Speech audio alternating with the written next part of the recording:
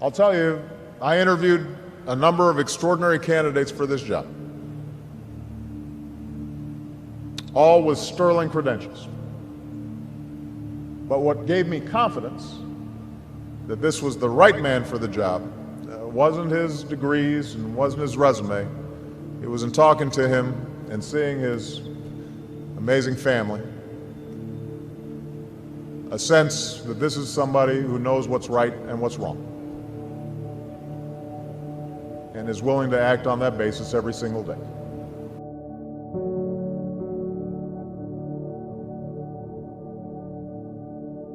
He's a showboat, he's a grandstander. The FBI has been in turmoil. You know that, I know that, everybody knows that. You take a look at the FBI a year ago, it was in virtual turmoil less than a year ago.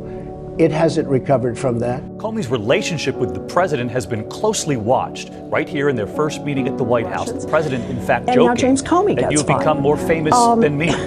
Well, tonight, that put FBI those director has now together, been and it's fired, pretty and our chief clear White House correspondent. What's going on here? Donald Trump doesn't want anyone coming any place close to an active investigation into the relationship between the Russians, the Trump campaign, and Donald Trump himself. And although the law required no reason at all to fire an FBI director, the administration then chose to defame me and, more importantly, the FBI by saying that the organization was in disarray, that it was poorly led, that the workforce had lost confidence in its leader.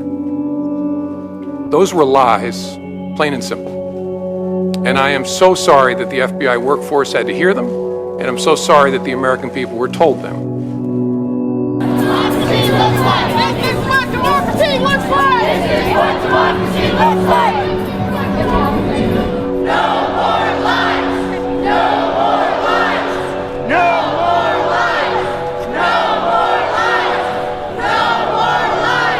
No more lies. No more lies.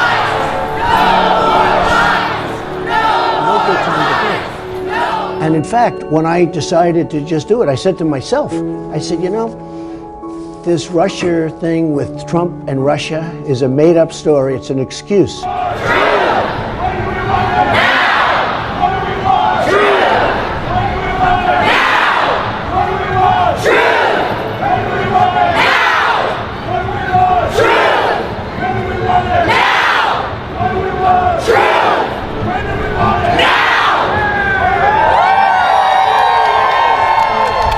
We marched for science. We marched for tax return disclosure. We marched with and for women. Today we march for truth. Because truth is under attack. Science is under attack. Not since Galileo was hauled before the Inquisition have the deniers of science had more powerful friends. We tried as a species to go without science for about 1,000 years. We call those years the Dark Ages.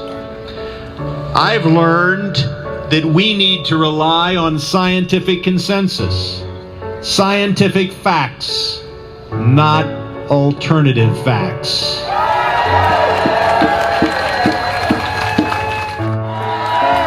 Thank you for caring enough about our country to march, to rally, and to push back, and to make sure we take our democracy back from number 45.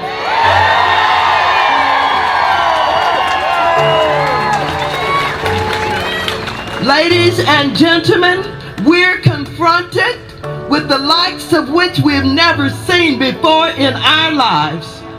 We are confronted with a president and a cabinet that is turning our country backwards.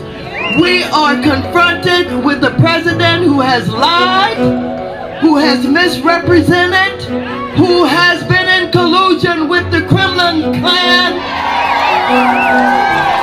who is taken from the playbook of Putin in Russia, We are confronted with the president who has decided that he does not care about the democracy. He does not care about government. He does not care about the Constitution of the United States of America. He disrespects everybody. But we're going to show him that our country and our democracy is bigger and stronger than he is. And so, I know that sometimes it's difficult to sleep with all of this uncertainty, with the president, the likes of which we've never seen before, who does not tell the truth. A president who will say one thing today and another thing tomorrow. But guess what? I maintain, no matter what anybody else says, that it is time to recognize the power of the Congress of the United States of America. The Constitution gives us the power to recognize high crimes when we see them and misdemeanors. And with that recognition, you know what we can do? Get ready for impeachment.